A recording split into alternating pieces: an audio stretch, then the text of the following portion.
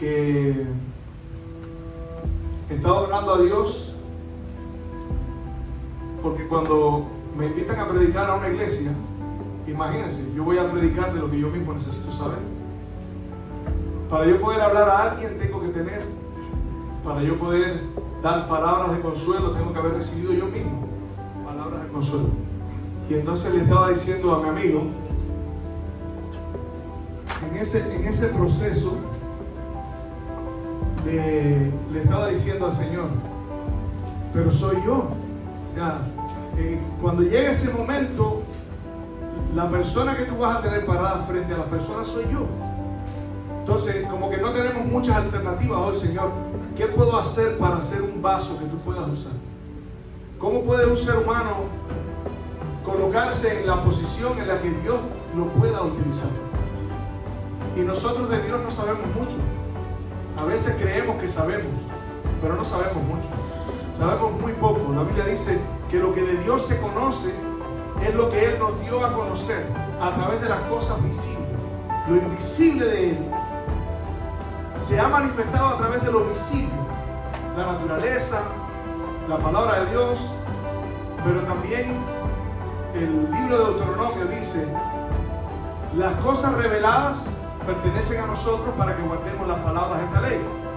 Pero las cosas que no son reveladas pertenecen a Dios. Y de eso hay más de lo que ha sido revelado. Así que en esta mañana quiero conectar esto que acabo de decir con algo que me pasó temprano en la mañana. Cuando estaba preparándome frente al espejo, de pronto me puse a pensar, ¿qué es lo que Dios está haciendo para prepararlos a ustedes para este momento? Porque estamos hablando del predicador, pero Dios también está trabajando en ustedes. Porque Dios quiere que tú crezcas, Dios quiere que tú te nutras, Dios quiere que tú entiendas algo que tú necesitas comprender para tal vez vencer el problema que tú tienes, para tal vez vencer en tu vida. Y justamente mientras estoy pensando eso, me vino a la mente que en el momento en que yo estaba en mi casa, frente al espejo, peinándome, en ese momento el Espíritu Santo estaba trabajando en este lugar. El Espíritu Santo estaba preparando este lugar, planeando, distribuyendo responsabilidades. Tal vez a los ángeles tú te vas a ocupar de hierba, tú te vas a ocupar del hermano, tú te vas a ocupar de aquí. Vamos a tratar de llegar a esta persona en este problema porque él tiene esta necesidad. Quiere decir que en este momento, aquí, mientras estamos aquí, el Espíritu Santo, el Padre, el Hijo y los ángeles han estado trabajando, haciendo un esfuerzo sobrenatural para poder llegar a tu corazón. Y yo le pido a Dios que mi humanidad no se interponga entre ese esfuerzo y tú. Pero te quiero pedir a ti también que prestes atención, porque eso significa que Dios está interesado en ti. Dios está tratando de alcanzarte de una forma única. Probablemente es la primera vez que tú estás viniendo aquí y piensas que estás viniendo por casualidad. Nada es casualidad. En los planes de Dios, todos tenemos un lugar, un tiempo, una hora. Y el tiempo de Dios para tu vida siempre es perfecto. Quiero invitarles a buscar la lectura bíblica en esta mañana. Está en 1 Corintios capítulo 1, versículos 18 y 19. Estos versículos son versículos que siempre han impactado mi vida. Cada vez que escucho estos versículos, por alguna razón, me transporta a otro nivel, al mundo del invisible, como yo digo a veces. Y dice el versículo 18, porque la palabra de la cruz es locura a los que se pierden, pero a los que se salvan, esto es, a nosotros es poder de Dios. Pues está escrito: destruiré la sabiduría de los sabios y desecharé el entendimiento de los entendidos. Hace unos meses he estado bastante ocupado. Me están invitando a predicar a diferentes lugares los sábados. Y gracias a Dios por eso, porque es un privilegio y una responsabilidad. Pero una de esas personas que me invitó me mandó un mensaje y me preguntó, dos de ellos, ¿cuánto nos va a costar que tú vengas a predicar a nuestra iglesia? Yo tengo una buena relación con la persona. O sea, la respuesta no fue una respuesta incómoda o grosera o imprudente. Y yo le dije, ¿cómo yo puedo cobrar por algo que yo no inventé? ¿Cómo yo puedo cobrar por algo de lo cual yo no tengo ningún tipo de autoría? El Evangelio es propiedad de Dios. Todo lo que Dios ha hecho. ¿Cómo en algún momento yo voy a atribuirme el mérito, la gloria? Siempre me acuerdo de Eliseo, cuando Eliseo sanó a Naamán el sirio, ¿se acuerdan? Naamán vino con riqueza, vino con un premio, y Eliseo le dijo, el Evangelio no tiene precio. Un día Pedro estaba orando y pusieron las manos, y vino alguien que se llamaba Simón y les dijo, ¿cuánto les puedo dar para que ustedes me impongan las manos sobre mí? Y Pedro le dijo, perece tú con tu dinero, porque veo que estás en prisión de amargura. Y cada vez que usted ve personas que están negociando con el Evangelio, ahí hay prisiones de amargura. Porque la única manera de ser libres en Cristo, y todos necesitamos ser libres, es cuando tenemos a Dios en nuestra vida y cuando entendemos que lo que Dios ha hecho por nosotros no tuvimos nada que ver con lo que Él hizo por nosotros. Yo quiero decirte, cuando tú aún no habías nacido, ya Cristo había muerto por ti. Cuando tú aún no habías nacido, Cristo ya había hecho el sacrificio más grande que la historia de este universo ha conocido. La historia de la cruz. Dios se hizo hombre para morir por el hombre. Y eso la sabiduría humana no lo puede entender. Por eso la Biblia dice que el Evangelio es locura. Pero es locura para los que se pierden. Entonces, quiere decir, yo espero que esta mañana tú puedas comprender el Evangelio. ¿Sabes por qué? Porque la Biblia dice que Dios nos lo reveló a través de su palabra. Dios nos reveló el Evangelio. Y por eso es triste cuando ponemos nuestra confianza en los seres humanos. Yo te quiero decir, la semana pasada estuve hablando con unos amigos y yo les estaba contando que cuando Dios estableció pastores, apóstoles, ancianos, diáconos, porque Dios organizó su iglesia, pero nosotros no podemos depender solamente de lo que otras personas aprendieron de la Biblia y nos están comunicando a nosotros. Porque eso es como cuando usted, no tengo nada en contra de los que comen o no comen carne, ese no es el punto aquí. Pero la Biblia dice no. Alguien me dijo una vez, alguien que estaba hablando de la reforma pro salud, me decía, cuando usted se come al buey, usted está comiendo hierba de segunda mano. Si usted quiere estar fuerte como el toro, usted debe comer lo que come el toro. Si lo toma literalmente, lo voy a poner comiendo hierba como Nabucodonosor. O sea, no es el punto. Pero a veces nosotros nos nutrimos solamente de segunda mano. ¿Qué quiere decir eso? Yo me paro aquí y estoy compartiendo contigo lo que yo estudié, lo que yo aprendí, de lo que yo me nutrí. Pero tú eres responsable de recibir de ti mismo, de la palabra de Dios, lo que Dios quiere para ti. Es por eso que Pablo está diciendo, el Evangelio que yo les estoy enseñando a ustedes, Pablo decía, no está basado en hombres, no está basado en la sabiduría de los hombres. ¿Sabes por qué? Y Pablo dice, miren lo que dice 1 Corintios capítulo 2 versículo 6. Sin embargo, hablamos sabiduría entre los que han alcanzado, ¿qué cosa? Madurez. Sabiduría no de este siglo, ni de los príncipes de este siglo, que ¿qué cosa? Que perecen. Y acuérdense de esto cada vez que ustedes lean a Pablo. Pablo siempre que escribe algo está citando el Antiguo Testamento. Yo quiero invitarles al Salmo 146. Salmo 146. Creo que es el versículo 4.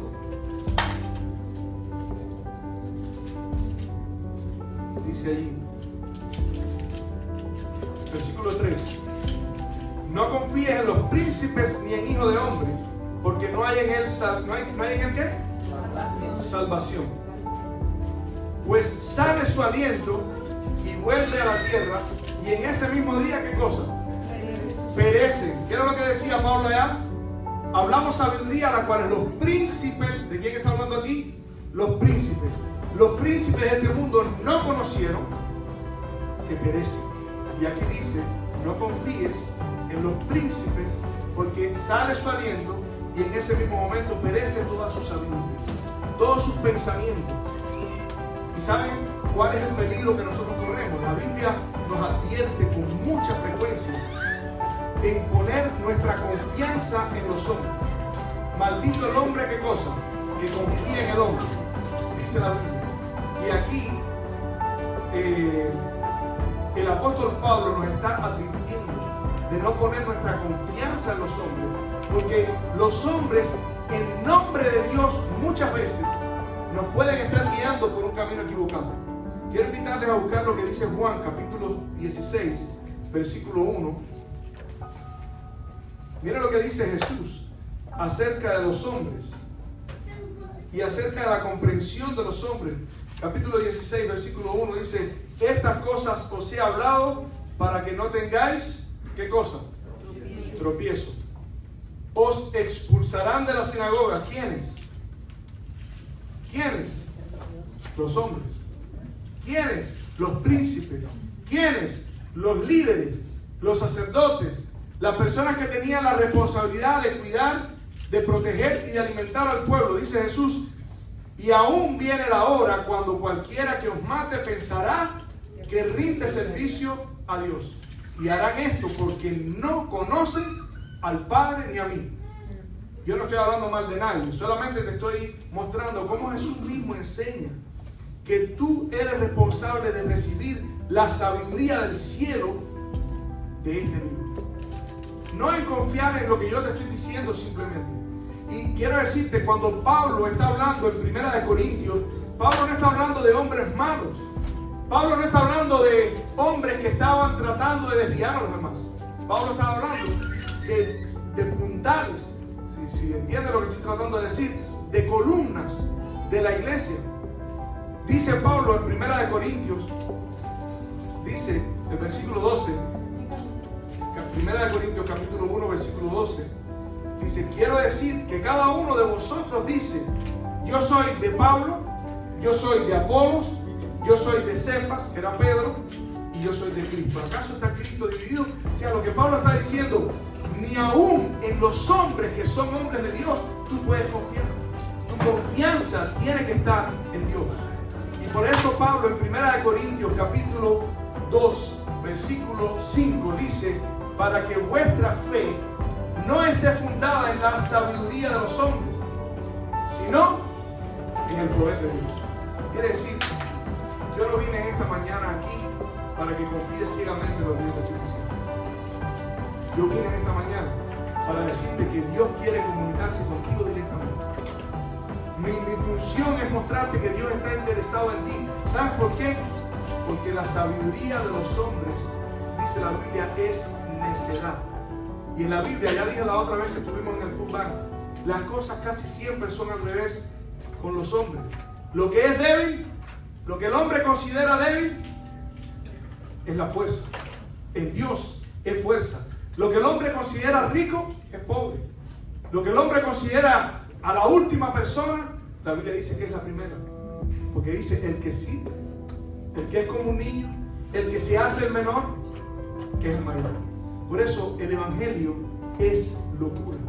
Porque nosotros conectamos de la manera como estamos diseñados. Y Dios nos llamó para que podamos vivir en un nacimiento que es de simiente no corruptible. La Biblia dice que nosotros tenemos un corazón de piedra, pero la promesa del Espíritu Santo es que nos dará un corazón, ¿qué cosa? Nuevo.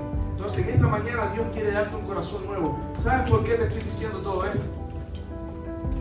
Porque cuando venga la hora de la crisis, y a todos nos va a llegar la hora de la crisis. Yo no estoy hablando de la crisis final, yo estoy hablando de la crisis en tu vida. Ese momento difícil por el que vas a tener que pasar tú solo. Pedro no te va a poder ayudar en ese momento. Silas no te va a poder ayudar en ese momento. Pablo no te va a poder ayudar en ese momento. Leodán no te va a poder ayudar. El presidente de la conferencia general no te va a poder ayudar. Viene la hora en tu vida en la que tú tienes que enfrentar la crisis y necesitas depender solamente del poder de Dios. Tú necesitas experimentar en tu vida el poder de Dios. Y tal vez tú me puedes decir, pero ¿cómo se aprende eso? Yo no te puedo explicar. Porque un día Nicodemo estuvo tratando de preguntarle eso a Jesús. Nicodemo le dijo, Señor, ¿cómo puede hacerse eso? ¿Sabe lo que Jesús le dijo? Yo voy a parafrasear lo que Jesús le dijo. Nicodemo, eso no te lo puedo explicar. Si yo te he hablado cosas terrenales y tú no las entiendes, ¿cómo vas a entender las que son celestiales? Y la ilustración, porque Jesús utilizaba muchas ilustraciones para poder comunicar su mensaje. La ilustración de Jesús fue: el viento sopla de donde quiere y oye su sonido, pero tú no sabes de dónde viene ni a dónde va. ¿Se acuerdan de esa ilustración? El viento sopla donde quiere, pero no sabes de dónde viene ni a dónde va. Así es la obra del Espíritu Santo. ¿Entendiste? ¿Entendimos? Lo que Jesús estaba diciendo es: tú no sabes cómo. Tal vez tú crees que no es posible. Tal vez tú no lo estás viendo en tu vida, pero Dios va a trabajar en tu vida y va a vencer si tú le das la oportunidad. No importa quién tú seas, no importa la edad que tengas, pero Dios es fiel a sus promesas. Y es fiel a sus promesas no solamente para que Cristo venga, es fiel a sus promesas hoy, en tu vida.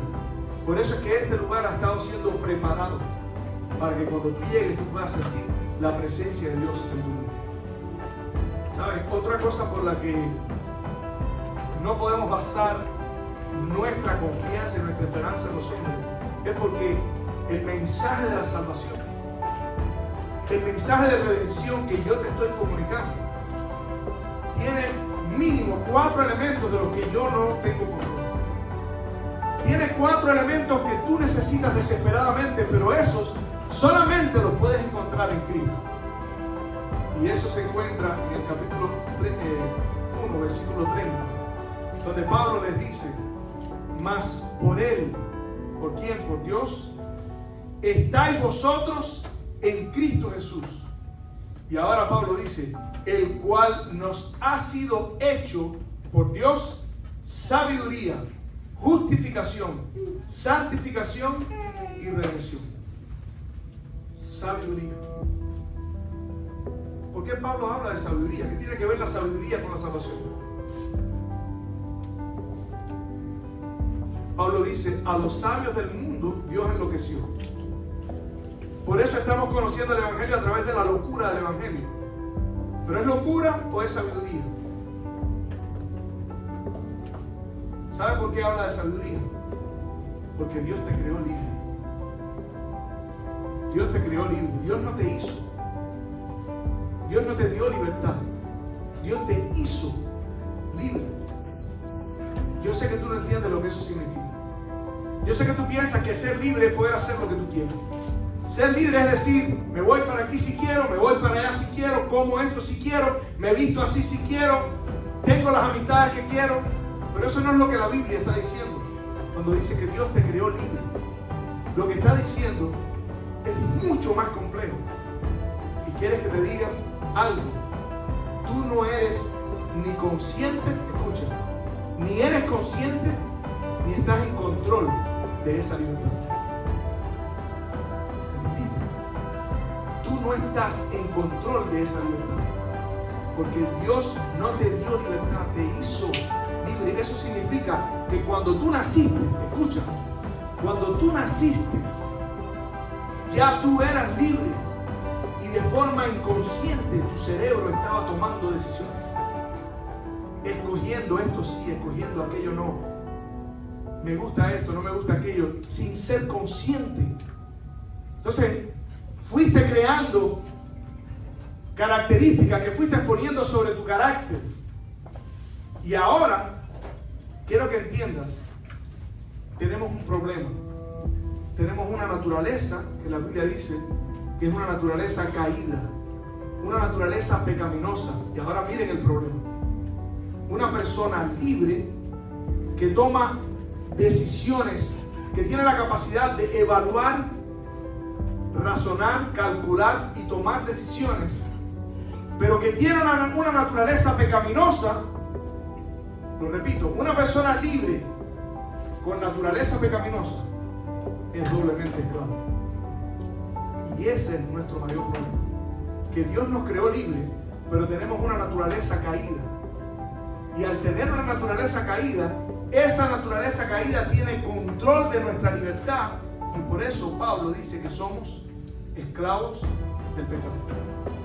A menos que nosotros podamos aferrarnos de Cristo y llegar a ser libres por la implantación de esa nueva y pequeña criatura que dice la Biblia que es una simiente incorruptible que Dios pone en nuestro corazón, somos esclavos del mal. Y Pablo lo explica de esta forma. En el capítulo 7 de Romanos, miren lo que Pablo dice: porque lo que hago no lo entiendo. Pablo dice, lo que hago no lo entiendo, y se complica. Pues no hago lo que yo quiero, sino lo que aborrezco, eso hago. Y si lo que no quiero, eso hago, entonces yo apruebo que la ley es buena. De manera que ya no soy yo quien hace aquello, sino el pecado que mora en mí. ¿Quién es quien actúa en él? El pecado que mora en él. Quiere decir, su libertad estaba cautiva. Y en el versículo 21 dice, versículo 24 dice, miserable de mí, ¿quién me librará de este cuerpo de muerte? Y el versículo 20 dice, y si hago lo que no quiero, ya no lo hago yo, sino el pecado que mora en mí. Así que queriendo yo hacer el bien, hallo esta ley, que el mal está en mí, porque según el hombre interior me deleito en la ley de Dios, pero veo una ley que veo en mis miembros, que se revela contra la ley de mi mente y que me lleva cautivo a la ley del pecado. Pero él dice, gracias doy a Dios por Jesucristo, porque en Cristo tú puedes ser libre, porque es en Cristo que nosotros podemos tener solución a ese problema. Pero ese problema no puede ser resuelto a menos que tú tengas sabiduría. Por eso la Biblia dice que en Cristo nosotros podemos tener sabiduría. ¿Qué significa sabiduría? Significa que podemos comprender estas cosas. Podemos entender, tú puedes entender en esta mañana que tienes una naturaleza pecaminosa y que necesitas desesperadamente de Cristo. No solamente puedes, tú tienes que entenderlo. Porque eres tú quien toma la decisión, porque Dios te hizo libre. Quiere decir, si en esta mañana tú sales de este lugar esclavo del pecado, solamente hay un responsable, eres tú. Porque Dios te está dando la oportunidad de entender cuál es tu situación y de ofrecerte la solución para tu problema. Sabiduría. Lo otro que nosotros tenemos en este mensaje, de lo cual los hombres no tienen control, es la justificación. Nosotros tenemos un problema legal con Dios. Escúchate, un problema legal. Efesios dice que nosotros éramos, los que están en Cristo, hijos de ira, como ovejas para el matadero, condenados por el pecado que moraba en nosotros, que mora en nosotros. Pero Dios creó un plan a través del cual, por la muerte de Cristo, Cristo muriendo nuestra muerte, nosotros podemos tener su vida. Y eso significa que cuando Dios te mira en esta mañana, te mira como si nunca hubieras pecado. Te mira como si nunca hubieras cometido un error. Es más, escucha esto, que es el misterio de Dios. Cuando Dios mira al mundo, escuchen, cuando Dios mira a este mundo, lo mira como si nunca hubieran pecado. ¿Quiere decir eso que todo el mundo se va a salvar? No es eso lo que yo estoy diciendo. Pero la Biblia dice que Dios hace salir su sol sobre buenos y malos, sobre justos e injustos, hace llover. ¿Qué autorización legal tiene Dios para trabajar por un pecador perdido? ¿Qué autorización legal tiene Dios delante de los ángeles y del concilio celestial para pararse en el trono y mandar al Espíritu Santo a trabajar en favor de aquellos que están en rebeldía contra su trono? La autorización legal de la muerte de Cristo. Cristo murió en la cruz y tiró un manto rojo sobre el mundo. Y ahora todos hemos sido predestinados para la salvación. Eso es lo que dice la Biblia. Por la sangre de Cristo. Quiere decir, no existe una sola razón por la que tú en esta mañana salgas de aquí sin la seguridad de la salvación. Porque no hay nada que tú hayas hecho en el pasado, que estés haciendo en el presente o que vayas a hacer en el futuro que Dios no te pueda perdonar. No hay pecado en tu vida que Dios no pueda vencer. Y ese es el tercero que tenemos en Cristo. ¿Sabes qué cosa es? La santificación. El libro de Efesios, la carta a los Efesios, dice, capítulo 2, desde el capítulo 2, versículo 1, dice: y Él os dio a vosotros, os dio vida a vosotros cuando estabais muertos en delitos y pecados. Es lo que acabo de decir. Cuando Cristo vino al mundo, no vino por lo bueno que tú eras. Cuando Cristo vino al mundo, no vino porque tú clamaste y pediste: por favor, ayúdame. El plan de Dios no contó contigo para tomar la decisión de arriesgar lo más grande que había en el cielo. Por eso Pablo dice: como tú no fuiste responsable del pecado que tienes en tu vida, porque tú sabes, tú no eres responsable del pecado, de la naturaleza pecaminosa que hay en tu vida. Si eres responsable, si no aceptas a Cristo para vencer el pecado. Pero tú naciste ya con una naturaleza pecaminosa. Por eso la Biblia dice: de la manera que el pecado entró en el mundo, así también entró la justicia. Por cuando la muerte entró en el mundo por un hombre, así también, de la misma forma, dice, entró la vida a través de un hombre, Jesucristo. Quiere decir, tú no hiciste nada para ser pecador, pero tampoco hiciste nada para ser justo. Estabas muerto en delitos y pecados. Dice ahí: en los cuales anduviste en otro tiempo, siguiendo la corriente de este mundo, conforme al príncipe de la potestad del aire. Dice el versículo 4: pero Dios, que es rico en misericordia, por su gran amor con que nos amó, aun estando nosotros muertos en pecados, nos dio vida juntamente con Cristo. Y agrega entre paréntesis: por gracia sois salvos. Y juntamente con Él nos resucitó, y asimismo nos hizo sentar en los lugares celestiales con Cristo Jesús, para mostrar en los siglos venideros las abundantes riquezas de su gracia, en su bondad para con nosotros en Cristo Jesús. Porque por gracia sois salvos, por medio de la fe. ¿Y esto de quién? No es de vosotros, pues es don de Dios. ¿Cómo puedo yo apropiarme del don de Dios? ¿Cómo puedo yo apropiarme de algo? Puedo tener el atrevimiento tan grande de apropiarme del sacrificio infinito del Hijo de Dios, que además lo hizo por ti. Si yo me apropio de Él, te voy a ofrecer un sacrificio incompleto. Pero el sacrificio de Cristo por ti, cuando tú te apropias de Él directamente, es pleno.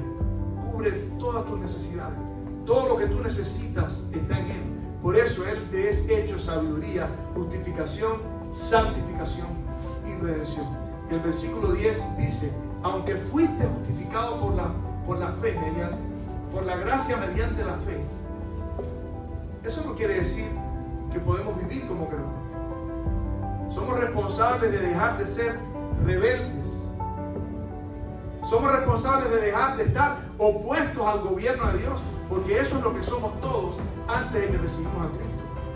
Por eso Jesús le dijo a Nicodemo: el Hijo del Hombre no vino al mundo para condenar al mundo, sino para salvar al mundo. El que cree en el Hijo no es condenado, pero el que no cree en el Hijo ya ha sido condenado. Quiere decir, la condenación vino a este mundo en el momento que entró el pecado. Pero Cristo se interpuso y estableció un plan para redimir al hombre. Detuvo, como dice Pablo, dice que la naturaleza fue sujeta, aguantó el tiempo de la condenación, pospuso la sentencia, para que si alguien quería tomar la decisión de no ser condenado, pudiese tener la oportunidad de escoger. Y eso es lo que Dios te está dando en esta mañana. Tú ibas a ser condenado, pero Jesús se interpuso entre ti y la condenación, entre Dios y esa condenación, y dijo: yo voy a pagar el precio y le voy a dar la oportunidad de escoger si quieren tener al Hijo del Hombre o si quieren continuar en su condenación.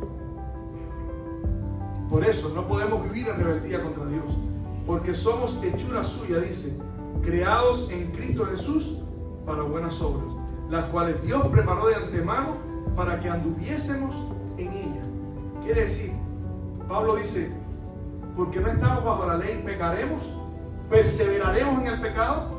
No quiere decir que tus obras te salvan, no quiere decir que tus obras producen mérito, pero sin embargo Dios creó un plan para libertarte de ese pecado. En Romanos, miren Romanos capítulo 7, versículo 22 creo que es, estoy seguro. Romanos capítulo 7 dice ahí: mas ahora que habéis sido libertados del pecado, ¿qué dice que fuimos? Libertados del pecado. Y hechos siervos de Dios, tenéis por vuestro fruto la santificación y como fin la vida eterna. Y ahora establece el don de la vida en conexión con la santificación y dice: porque la paga del pecado es muerte, mas la dádiva de Dios es vida eterna en Cristo Jesús. Quiere decir, Dios te dio sabiduría para entender lo que yo te estoy diciendo. Dios creó un plan para justificarte delante de Él mismo, pero Dios te dio también la oportunidad de recibir el poder para vencer el pecado, para vencer tus problemas, para vencer tus defectos de carácter. ¿Que tienes que luchar? Sí tienes que luchar, porque finalmente eres tú quien toma la decisión. Dios te capacitó, te dio el poder, te sembró en tu corazón enemistad entre ti y el diablo, entre la simiente del diablo y la simiente de Cristo, que eres tú. Dios creó enemistad entre ti y el pecado. Te sembró una cosita, algo extraño, que cuando tú tienes el pecado te pasa lo mismo que le pasaba a Pablo. Una lucha en tu vida: esto es lo que quiero, pero no quiero. Yo sé que es malo, pero de todas maneras lo hice. Si entiendes el plan de la redención, puedes vivir en paz. Porque nadie puede vivir en paz en medio de esa locura, sabiendo lo que es bueno, pero no tener el poder para hacerlo. Comprender el plan de la redención. Por eso es que es tan importante la sabiduría. La sabiduría te ayuda a entender que Dios te justifica, pero también que Dios te capacita para vencer el pecado. Y finalmente, redención. ¿Sabes lo que significa redención?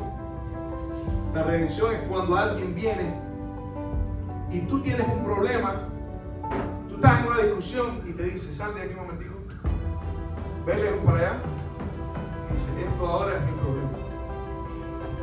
Y eso es lo que Cristo hizo con el asunto de la redención, con el asunto de la salvación de los hombres.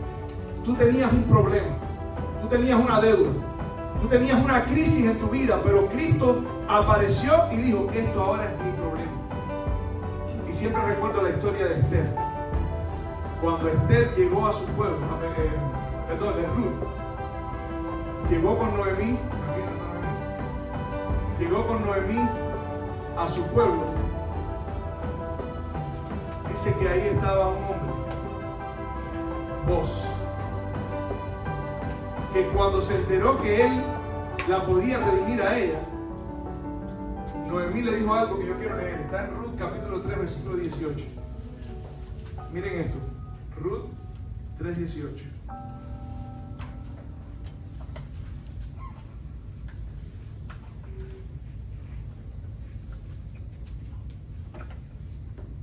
Dice ahí: ella fue y le aconsejó, le dijo: ve donde está él de noche, acuéstate en sus pies, y cuando te levantes, dile: mira, tú me puedes redimir, si quieres extiende tu manto, redime.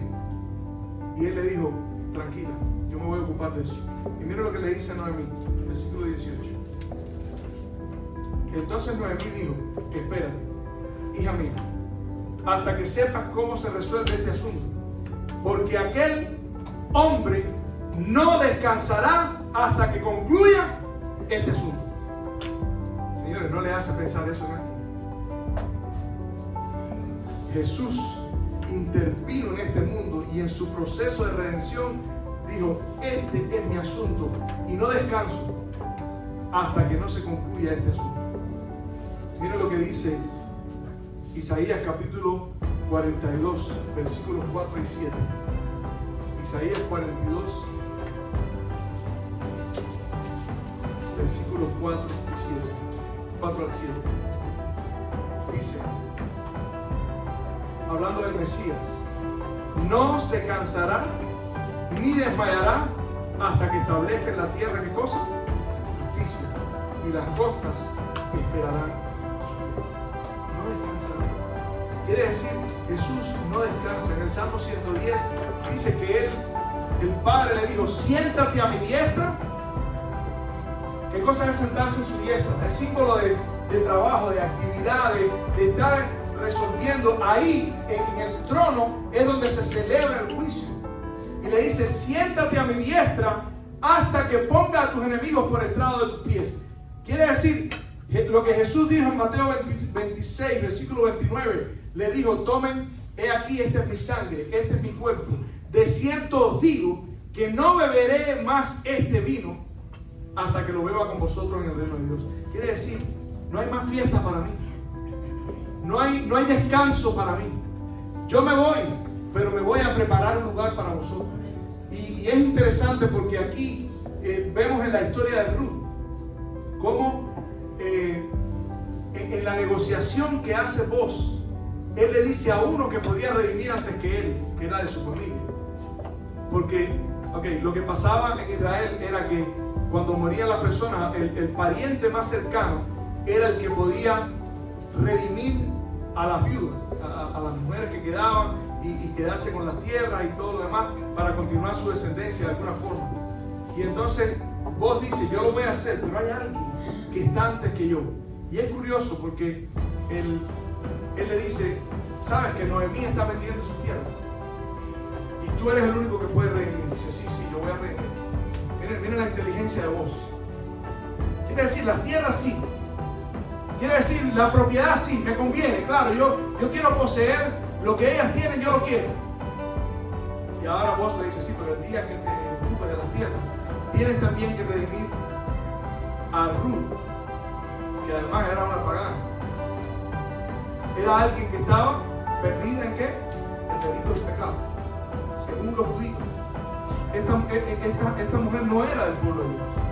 Quiere decir, era alguien que estaba perdido, era alguien que estaba desamparado, era alguien que no tenía esperanza, era alguien que no tenía redención, era alguien a quien no se podía redimir. Y ahora vos dice: entonces yo redimo. Y la redimió. ¿Sabes que Jesús dice que hay un hombre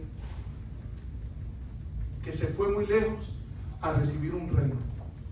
Entonces parece como que él está interesado en el reino. Parece como que lo que le interesa a Jesús es el reino. Y el reino es la nueva Jerusalén que viene descendiendo del cielo. Es la boda, la esposa. Está hablando del gobierno. Parece como que lo importante es el gobierno. Pero tú te das cuenta a lo largo de la historia que al hombre, a vos, quien realmente le interesaba era Ruth. A quien él realmente quería redimir no eran las tierras, era Ruth. Y yo te quiero decir en esta mañana: Jesús no está tan interesado en el reino como está interesado en ti. Tú eres como Ruth. Tú necesitas redención. Y Dios mandó a Cristo. Por eso dice: por Dios. Porque a veces pensamos, ponemos a Cristo como el bueno y a Dios como el malo. El malo del Antiguo Testamento y el bueno del Nuevo es Cristo. Pero ¿saben lo que Jesús dice? Jesús dice: por eso me ama el Padre tanto más. Quiere decir, el Padre me ama, pero ahora me ama mucho más, porque yo me convertí en la solución para rescatarte, para redimirte. ¿Entienden el concepto? Dios me ama, sí. Nos amamos, pero ahora de una forma diferente, porque yo estuve dispuesto a poner mi vida por ti para salvarte. Por eso es que hay situaciones en mi vida que muchas veces yo no puedo comprender.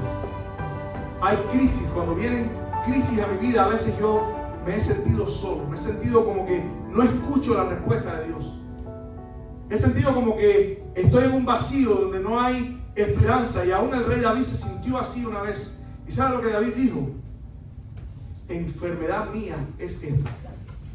Por eso yo voy a seguir pidiendo. Por eso yo voy a seguir buscando. Por eso yo voy a seguir llamando. Por eso yo voy a seguir creyendo. Y por eso voy a seguir esperando. ¿Sabes por qué? Porque la Biblia dice que el que pide, se le da. Que el que llama, se le abrirá. Que el que busca, encuentra. Que al que cree todo le es posible. Y que los que esperan en Él no serán avergonzados. Yo te quiero invitar en esta mañana a esperar en Dios.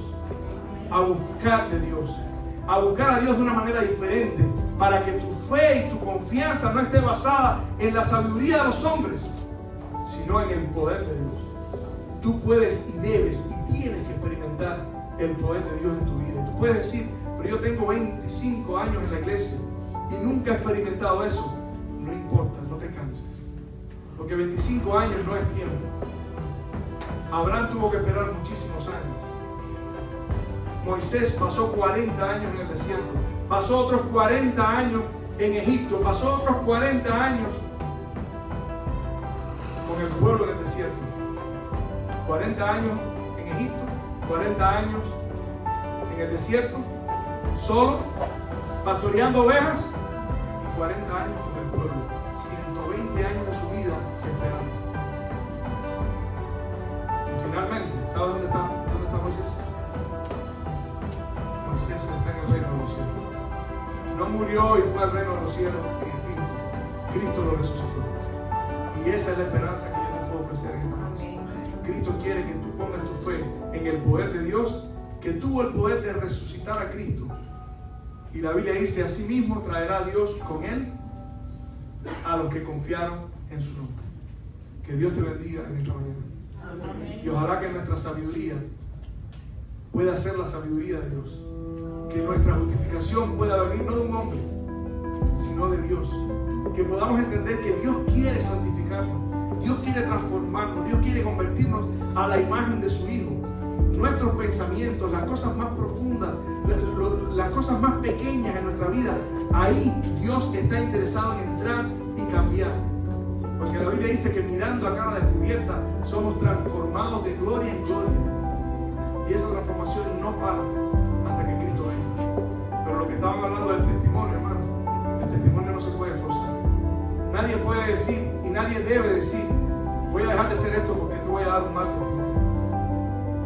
Todos debemos decir, necesito nacer de nuevo y someternos a Dios para poder dar un buen testimonio.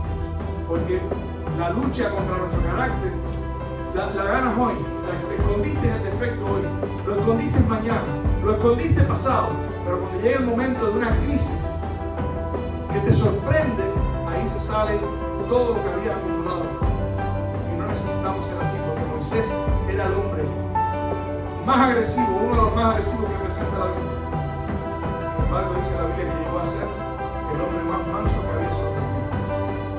Y eso no fue a través de imitación, no fue a través de un traje bonito, no fue a través de venir a la iglesia solamente. Eso fue tiempo que pasó con Dios en la montaña. Y cuando Pablo dice, mirando a cara descubierta, somos transformados de gloria en gloria, está hablando de Moisés, que miró a Dios cara a cara y fue transformado de gloria en gloria porque reflejaba en su rostro la gloria de Dios. Esa es la razón por la que hoy, después de 25 o 30 años en la iglesia, puede ser que alguno de nosotros no tenga todavía el carácter de Cristo, porque no hemos pasado ese tiempo en la montaña con Dios. Y tú puedes experimentar ese poder en tu vida. Tú puedes escuchar a Dios hablando a tu mente y a tu corazón, esa voz que dice detrás de ti, este es el camino, anda por él.